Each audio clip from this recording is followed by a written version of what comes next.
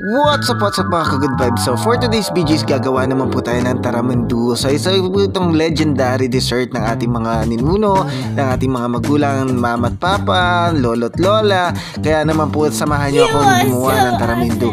Napakasarap po ito. Kung gusto nyo po superasahin ang inyong mga mahal sa buhay, ang inyong nanay, tatay, o ang inyong lolo at lola, ay gawa nyo po sila nito. Talaga namang magbabalik ang mga alaala ng kahapon, sapagkat yan po ay talagang legendary po noong unang panahon. Yan po yung pinangahanda nila ng mga birthday at mga padasal. Kaya samahan niyo po ako at gawin po natin i-remake ang taramandu. Kaya po pumunta na ako sa likod ng bahay para mamulot tayo ng sampalok. Talaga namang hitig na hitig ang bunga ng ating sampalok sa likod ng bahay at hindi na po tayo bibili. Kaya namulot ang inyong Kuya Mark ng mga nahulog na hinog na sampalok at yan po ang gagawin nating taramandu. Ang paggawa po ng taramandu ay mga sampalok na hinog. So hindi po yung hindi po yung malasebo o hindi po yung yung hilaw. So hinog po yan. Ito po ang total na nakuha nating sampalok. So nung binalatan na po natin, umabot po sila ng 1/4 kg. Huwag po natin kalimutan mag-gloves o maghugas ng kamay bago po tayo magbalat ng sampalok, sapagkat hahawakan po natin ang mga laman for hygienic purpose. Diba? Kaya po, ayan na po ang ating mga kailangan.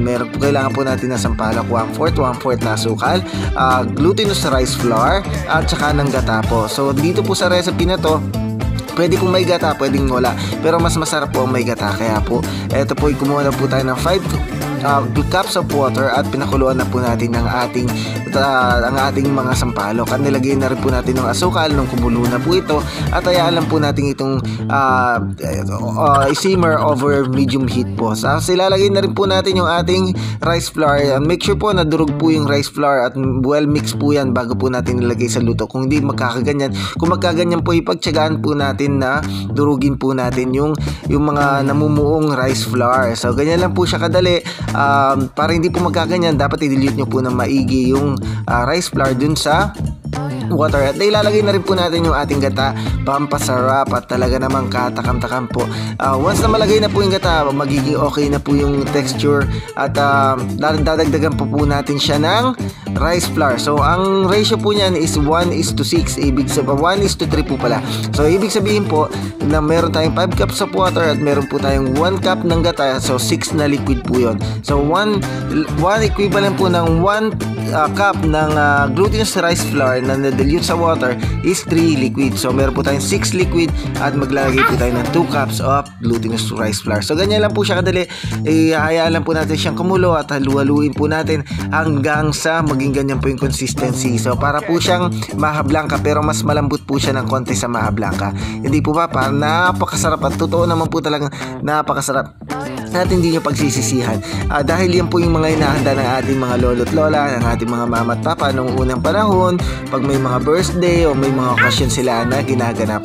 Yan po talaga yung madalas nilang hinahanap. Hindi na po tayo halos makakita ng ganyan na taramandu dahil matagal na pong panahon na hindi na po nailuluto natin sa bahay. Kaya po, ayan po, kung gusto nyo po ng recipe, that is the perfect moment po para sa ating mga new generation, para naman po may secure po natin yung mga pinagpaguran po ng ating mga ninuno, sapagkat pinagpaguran din po nila yan kung paano nila gawin yung recipe at talaga namang deserve po na mag-exist sa kahit ngayong panahon na ito, kasi talagang may sasabay po siya sa mga dessert po na meron po tayo ngayong panahon na ito.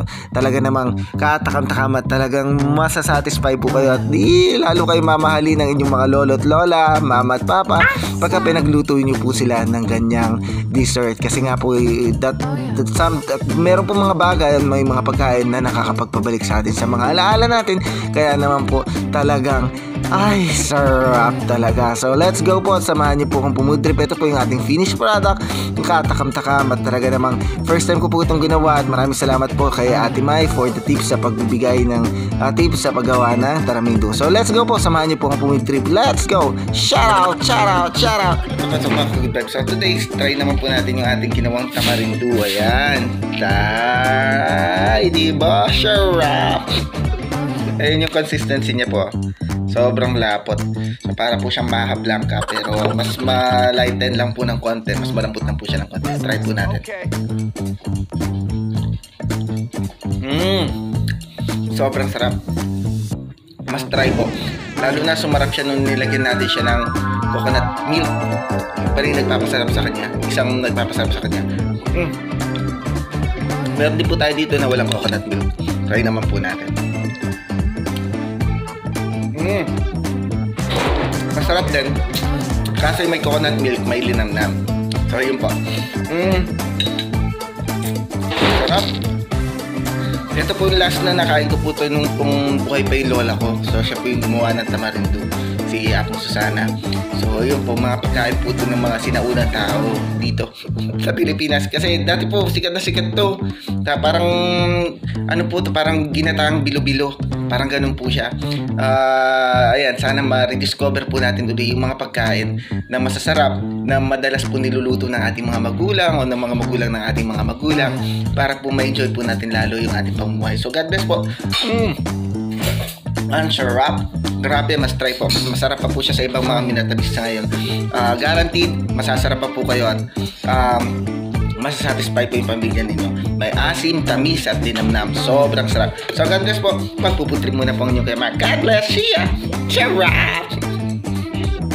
At muli po ito pong walang sawang panonood ng ating mga vlog.